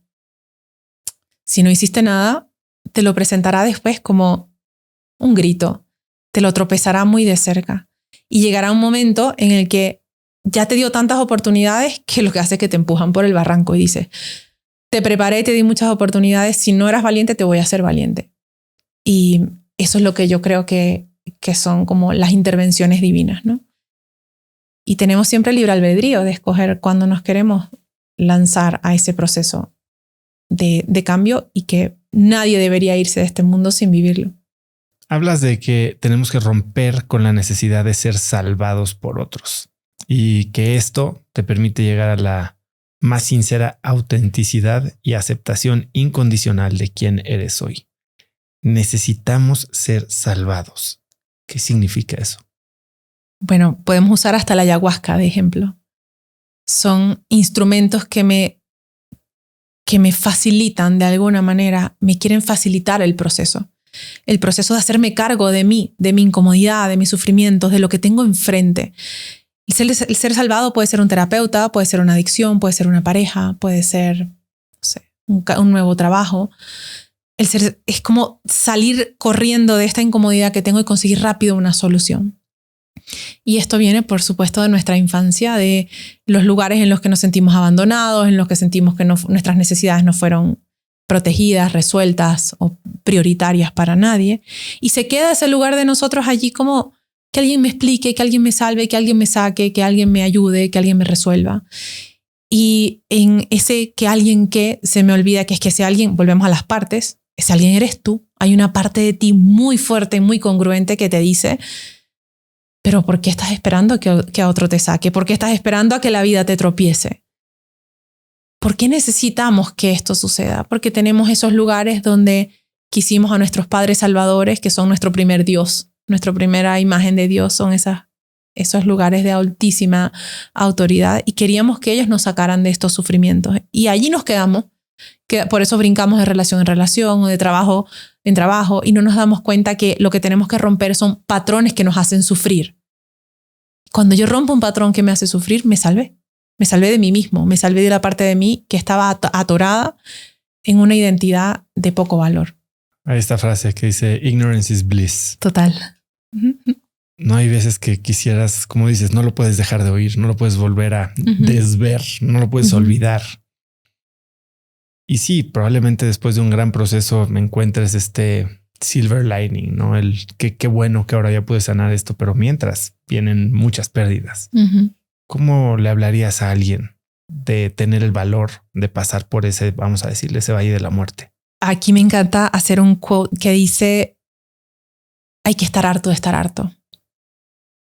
Ese lugar de una incomodidad insostenible, para mí es el harto de estar harto. Y Mario Alonso Puig. Ya. El estar harto de estar harto es un lugar de inmensa sinceridad.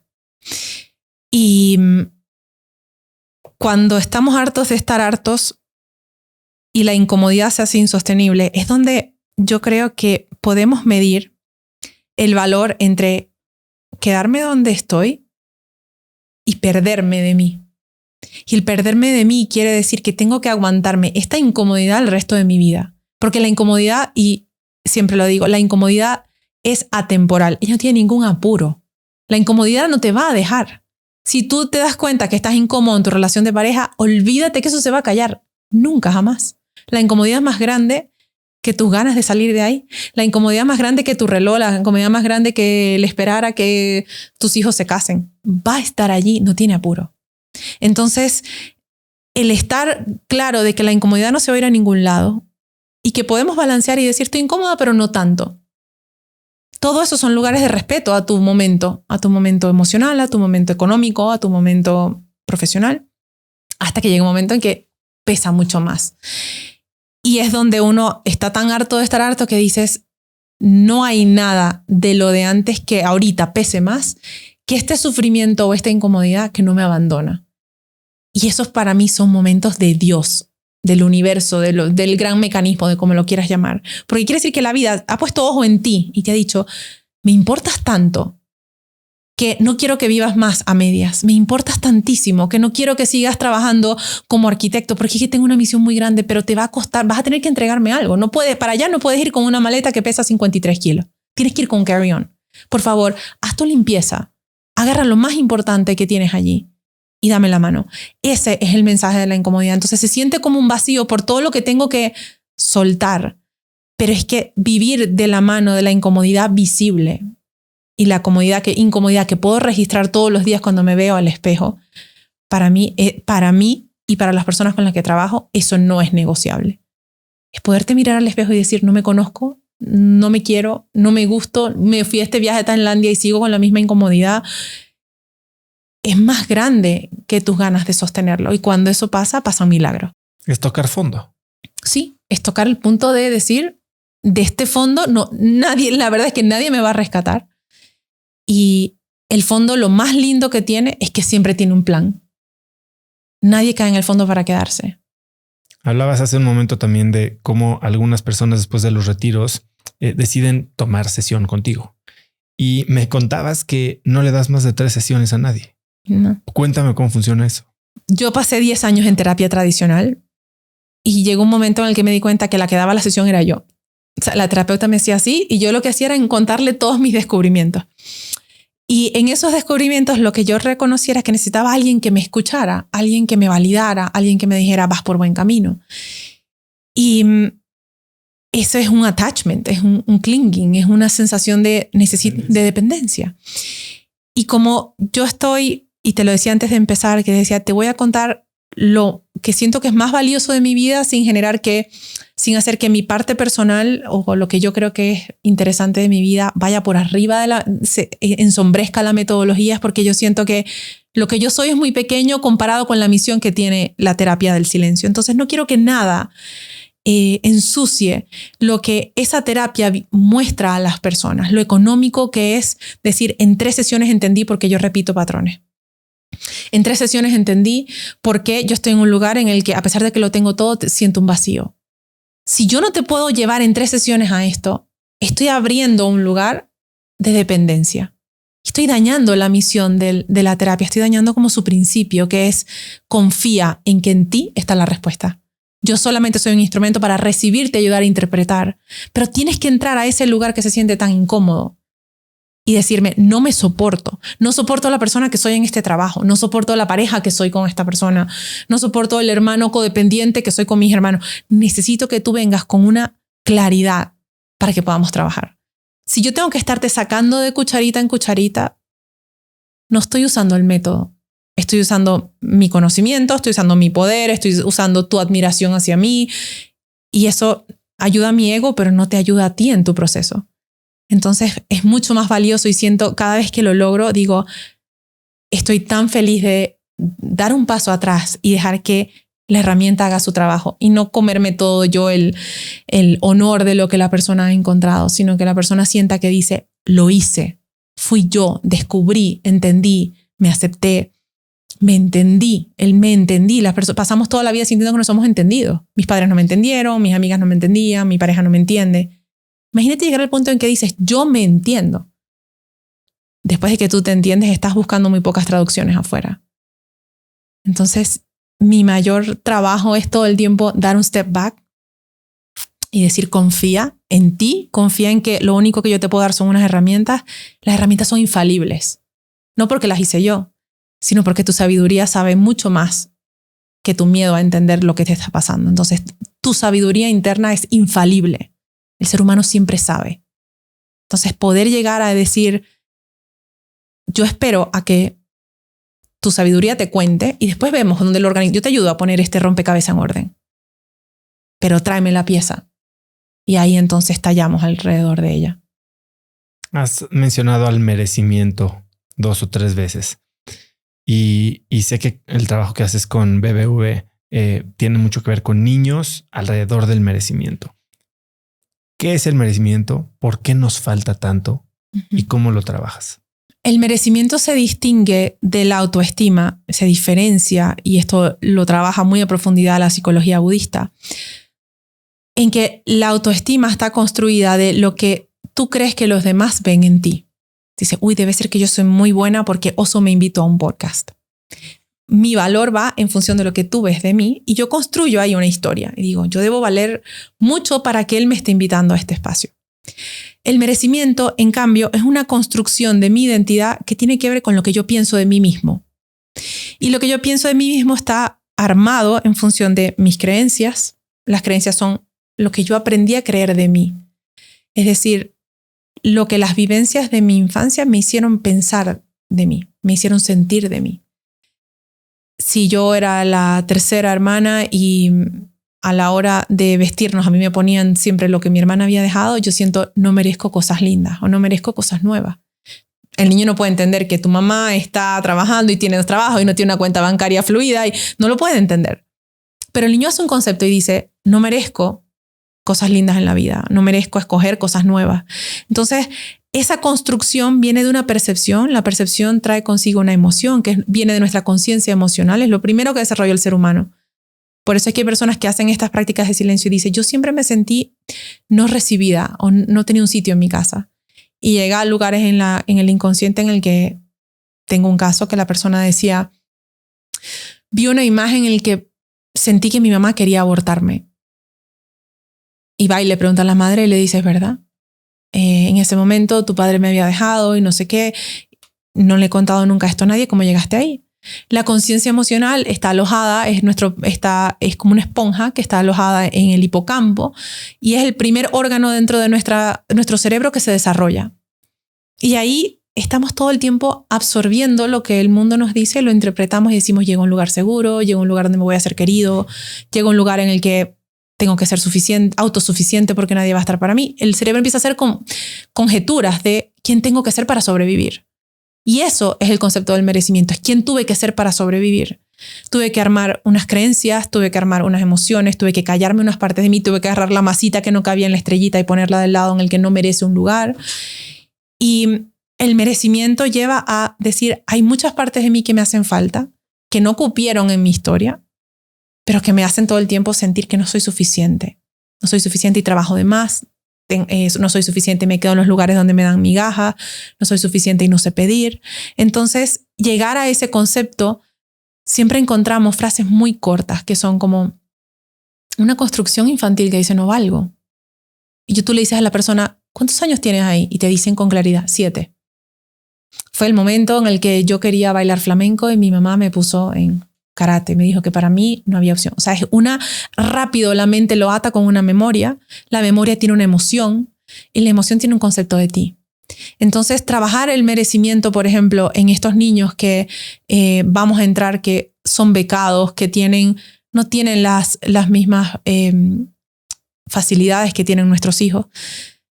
Lo primero que tenemos que ir a curar es el merecimiento, porque son lugares donde ha habido escasez, donde hemos tenido que sobrevivir, donde el concepto de valor viene del sacrificio, donde abundancia normalmente no está atada a un bien hacer, sino a lo mejor vienen de malos haceres dentro de esos lugares sociales. Entonces, empezar a construir el merecimiento desde hay una parte de mí que merece escoger diferente a mi historia y donde estamos tratando de romper la herencia emocional, igual que lo hacemos en las cárceles, porque en las cárceles nacen niños producto de la prostitución de las mujeres que van a la cárcel.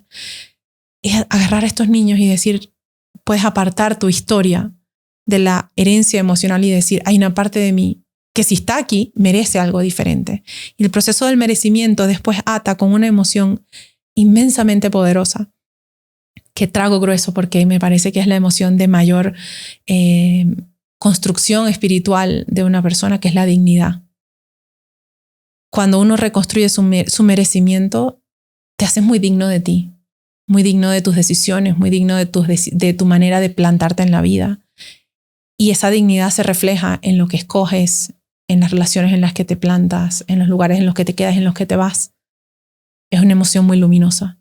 Entonces el merecimiento nos lleva a reconstruir el valor original con el que vinimos, no el que nuestra historia le dio forma por la sobrevivencia que tuvimos que atravesar.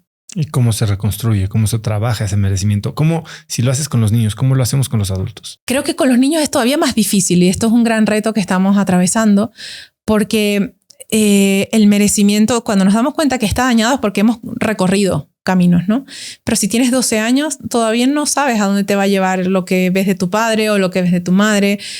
Cuando estás grande ya ves que como que la fórmula te tropieza todo el tiempo con la misma pared. Entonces, lo que hacemos en estos programas donde trabajamos el merecimiento es ir al inconsciente. Usamos las 3 R's de Freud, que fue el trabajo, digamos, el final de su proceso en psicoanálisis fue entender que él no tenía que estar pescando tanto en el inconsciente, sino que podía llevar a la persona a lugares de mayor avance entregándole su capacidad de indagación. Entonces, lo que hacemos es vamos al recuerdo, es decir, vamos al inconsciente. Esto lo hacemos desde prácticas de silencio diseñadas específicamente para que la persona llegue a donde yo quiero que lleguen. Que es que quiero que llegues al lugar donde llegó un momento en el que dijiste, no valgo, o no puedo pedir, o hay algo de mí que siente que no cabe. Yo te llevo allí.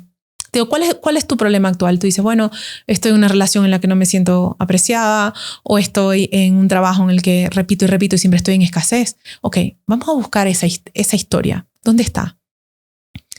¿Qué creíste de ti en ese momento, en esa memoria? A lo mejor son memorias que hoy nos decimos, pero era una tontera. Tengo un caso, siempre lo uso, de una niña que quería una muñeca y vino en las Navidades. Su madre le había regalado la muñeca. Perdón los spoilers si hay niños escuchando esto.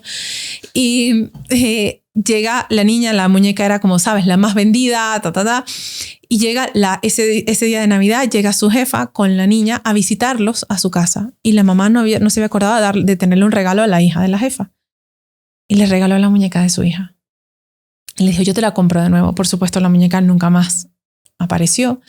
Ese momento, en ese momento que hoy dices, pero por favor, era una muñeca. No era una muñeca. Te quitaron el momento de valor, de deseo, de ilusión, de merecimiento, de soy importante para mi madre, de todo lo que yo quiero en la vida va a llegar en el momento en el que yo espere o lo pida, y se convierte en la felicidad dura poco. No puedo desear nada porque me lo van a quitar. Y se convierte de allí en una repetición de autosabotaje que la persona dice, ¿por qué cuando tengo una buena relación la tumbo? ¿Por qué cuando tengo un buen trabajo lo saboteo? ¿Por qué cuando tengo $100,000 en la cuenta me meto en un desastre y lo pierdo todo? Viene de una construcción tan sencilla como me arrebataron un sueño, me arrebataron un lugar de merecimiento. Entonces, entrar allí hace a la persona conectar con el niño interior, que es la conciencia emocional, y puedes llorar lo que en ese momento no entendías. Integras la emoción y lo traes al hoy y dices, ¿dónde está la niña en la que hoy en día le están arrebatando su muñeca? Y dices, está aquí. ¿Qué puedo hacer por esa parte de mí? Y es donde hacemos ese proceso de reparenting, donde te conviertes en la madre o el padre sano que te da una salida que en ese momento no tenías para dónde agarrar. A esta niña después le regalaron un tocadisco. Ella dice, pregúntame lo que odio la música. O sea, se convierte en un lugar de total aversión porque te robaron algo y te trataron de reemplazar con un lugar que para ti era totalmente desconocido, sin ningún valor.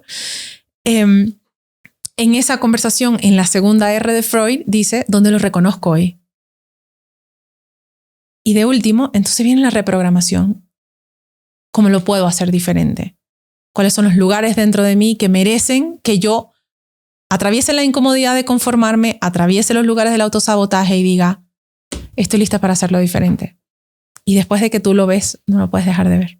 Y todo lo que dices hace que sea aún más terrorífico ser papá, porque cualquier estupidez que hagas Total. le va a crear un trauma a tus hijos. No importa cómo. Pero los terapeutas intentes. tenemos que vivir de algo. Sí. La valentía empieza con la duda. ¿Por qué?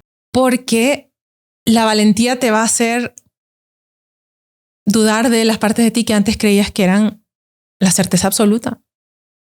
Y en la duda aparece la dualidad, aparece el bueno y el malo, aparece lo conocido y desconocido.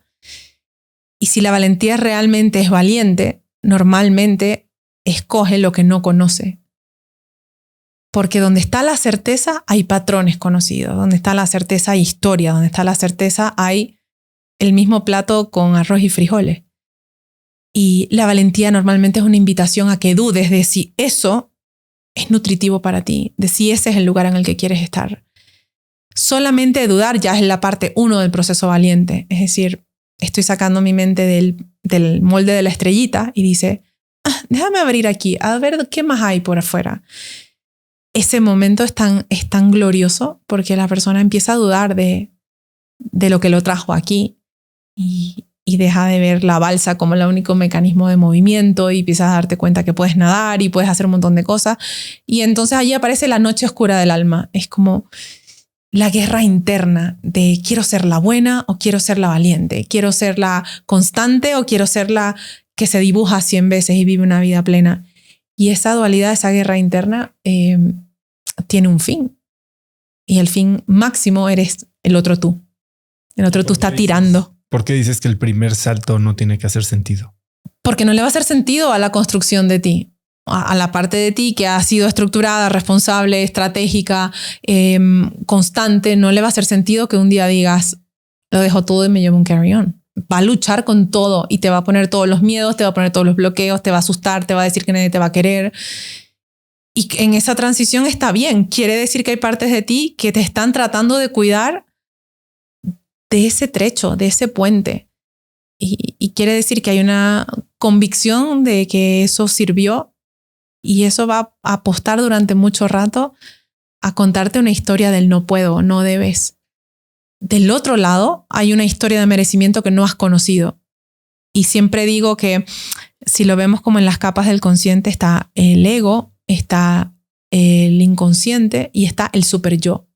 El super yo podemos verlo como a nivel de ego dentro de una estructura del junguianismo, pero también lo podemos ver como el super yo puede ser esa parte de ti que sabe que hay más cosas, que hay más de ti por explorar, que hay más de ti por vivir y te va a jalar con esa valentía poco a poco a que hables, a que digas, a que te atrevas, a que digas me anoto con mucho miedo, ojalá no salga para este monasterio y el día que te llaman dices ¿y ahora qué? O sea, yo me acuerdo el día que yo le dije a mí no me van a llamar. Cuando me hicieron la entrevista dije, ay, por favor, esto no va a estar bien. O sea, y traté de verdad de no interferir en el proceso y el email en el que me respondieron nada más decía green light. ¿Y ahora qué significa green light? Ahora sí, de verdad, el hueco en la barriga y todo. Mira que se me ponen los ojos aguados de acordarme. Green light significa ¿qué? Que me tengo que ir sola a India, yo a un sitio que llegabas en burro a la punta de la montaña. Sí, significaba eso. Y tenía que dejar la certeza de lo conocido y esa invitación de la valentía. Si me hubieran contado lo que venía después, rotundamente te digo que no lo hubiese hecho.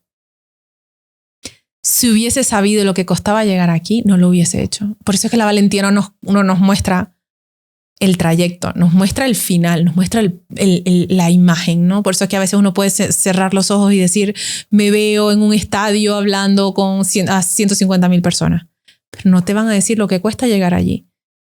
Porque ahí vas a apostar por la certeza y no por la dificultad de la transformación. Y aún así, hoy dices que todos los días te repites que no te permites de verte nada. Jamás, no. No lo sé sostener. No sé tener conversaciones pendientes conmigo misma porque me roban la claridad. Y si yo estoy en guerra conmigo, no puedo ser servicio a otro. No puedo, porque mi interferencia no me deja tener, como decían en el budismo, la mente de principiante.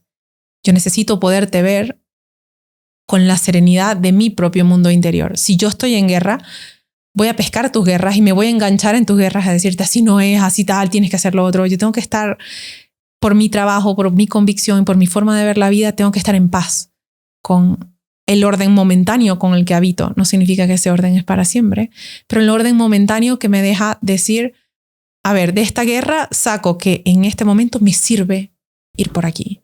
Y estar en deuda son lugares donde rompo con mi integridad, con mi conexión espiritual, que creo que es lo más valioso que me ha llevado a este proceso, a sentir que me siento sostenida por una parte de mí que sabe a dónde voy. Y no pregunto mucho porque eso me da mucho miedo. Digo, mejor no me cuentes, vamos un día a la vez. Y en ese día a la vez, pues hago paz un día a la vez con esos aprendizajes. Pero si tuviese mucho que deberme, ¿cómo te invito yo a ti a que te atrevas? Si yo tengo un closet lleno de esqueletos, guías de países por recorrer y historias por contarme y emociones. ¿Cómo te digo atrévete a ver esta historia, este dolor? No puedo. No te puedo llevar. No sé cómo llevarte ahí. Entonces, cada vez que yo destapo ahorita cuando te decía que estuve en este retiro, este trabajo a mí me hace muchas veces tener una pared, ¿no? Es como ver tu dolor y no dejar que el dolor me atraviese porque tú necesitas que alguien te contenga. Si yo me pongo a llorar con tu dificultad, dices, bueno, está todo perdido, ¿no? Entonces yo tengo que mantenerme en un lugar de ecuanimidad, decirte, esto va a pasar, pero tenemos que hacer algo, tienes que afrontar esta dificultad. Si retrocedes, le damos más fuerza a la incomodidad. Si retrocedes, es una puerta que va a venir después y va a tener doble hoja. Te va a empujar adentro, te va a succionar. Entonces yo tengo que hacer esos trabajos y hay momentos en el que no puedo ocuparme de los míos porque estoy ocupándome del de muchos. ¿Y cómo se ve tu práctica diaria? ¿Cómo te cuidas a ti? En este retiro llegué a la conclusión de que mientras más yo me dejo ser vulnerable, soy más suave adentro. Y como soy más suave, puedo atajar mejor. Si yo estoy muy rígida, si tengo emociones no trabajadas o tengo situaciones que no he resuelto, estoy tan cerrada que no puedo ser un lugar de recibimiento al otro. Entonces, ¿cómo me trabajo? Bueno, yo me trabajo, medito todas las mañanas rigurosamente antes de empezar. Cuando tengo dudas, conflictos, guerras internas, tengo que encerrarme a procesarme, a dejar de cantar estas emociones, de cantarme para poder tener por lo menos un ya sé qué me pasa, sé qué necesito y no estar desbordándolo en los demás. Y cada vez que salgo de sesiones muy difíciles me meto al agua. O sea, paso mucho rato después de sesiones difíciles, necesito como limpiarme. Hay algo que me hace entrar en un baño caliente, pero o sea, de que me desprendo porque siento que es el único espacio donde realmente vuelvo a mí y me desprendo la historia del otro, si no se me quedan en el cuerpo. Entonces, en este retiro que tuve, disfruté tanto de sentirme vacía, de vaciarme de lo mío, de lo que tu historia me hace, de los reflejos que veo en los demás, de las partes de mí que a veces no tengo tiempo de atender, de llorar a la mamá que soy y no tener que ser siempre la persona hiperfuncional que tengo que ser para sostener, para ser eficiente y emocionalmente disponible para los demás. Me di mucho espacio de vaciarme. Y cuando me vacío, pues me encuentro en una inmensa plenitud. Entonces, esas son mis prácticas, el vaciarme, el darme baños muy largos y meditar todos los días. Y así un poco como mi hijo, cuando estoy en conflicto, antes de abordar, me abordo, ¿no? Es como, ay, ya en mi casa eso es lenguaje de cierro la puerta y es como, aquí está pasando algo que necesita atención. Esto es mío, es una proyección tuya o es algo nuevo que no he atendido. Ahí escribo un rato, esos cuadernos tienen demasiada información. Nunca los reviso. Otra vez digo, estos son partes de mí que merecen no tener unas segundas lloradas. Es como, ellos están bien allí y he hecho paz con esas partes de mí. Y estoy como en esa continua refrescamiento del servicio a los demás y el servicio a mí misma, porque si no hago eso, pues llega a un punto de burnout que no puedo seguir dando lo mejor que creo que tengo para dar, que es esa, no sé, claridad, supongo. En los próximos 12 meses, Cata, ¿cuál es el proyecto en el que más estás trabajando, el que más te emociona? El que más me emociona es el proyecto de los niños y el merecimiento. Es el proyecto que siento que abona a una semilla y no tiene que ir a podar un árbol que ya está, que ha llevado muchos otoños, ¿no? Entonces pensar en que puedo estar en un lugar de tan joven me hace sentir que puedo corregir historias a futuro. Ese es uno de los espacios que más puedo decir que me emociona y es el más retador, porque voy a hablarle a 2000 niños como mi hijo. Mira a ver si todos me dicen que no. Entonces, bueno, es ser esa figura de empoderamiento sin sonar a mamá, ¿no? Entonces ese es uno. Y el segundo que más me emociona es lo que estamos trabajando en Colombia con estos niños jóvenes que han entrado en temas de trabajo hacia la violencia y hacia la prostitución. También siento que, junto con las cárceles, ¿no? Pero ahí estamos viendo, uno es el resultado y el otro es el inicio. De pensar que tengo oportunidad de trabajar en el inicio, en corregir el inicio, es inmensamente poderoso.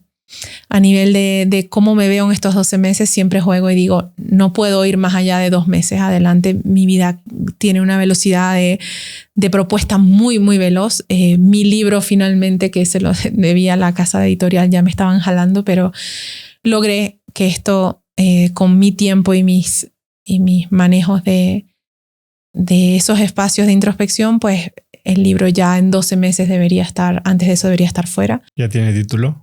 Sí, pero no puedo decirlo. y esa sensación de no sé qué viene es muy linda, porque ahí es cuando de alguna manera me divorcié de la mía de hace 10 años, que necesitaba una visión clara, concreta y segura de para dónde vamos y cómo va a ser. Y ahora estar aquí contigo no formó parte del plan. Yo fui a tu cena a vencer un miedo de llegar a un lugar donde había 10 desconocidos en la casa de alguien que nunca he conocido y decirle al chofer, espérame abajo, por favor. Por favor, no sé cuánto me voy a tardar, pero no te vayas. Eso fue para mí un gran reto y una sorpresa. Entonces creo que estoy muy abierta a la magia de esa integración de todas las partes de mí que siempre tienen algo que contarme. Y mi retiro de North Carolina siempre me nutre un montón. ¿Cuándo es? En noviembre, del 20 al 24 de noviembre. ¿Y todos son iguales? No, este de Carolina del Norte se llama Power Soul y lo repito una vez al año en este sitio porque todos los elementos están puestos allí para eso.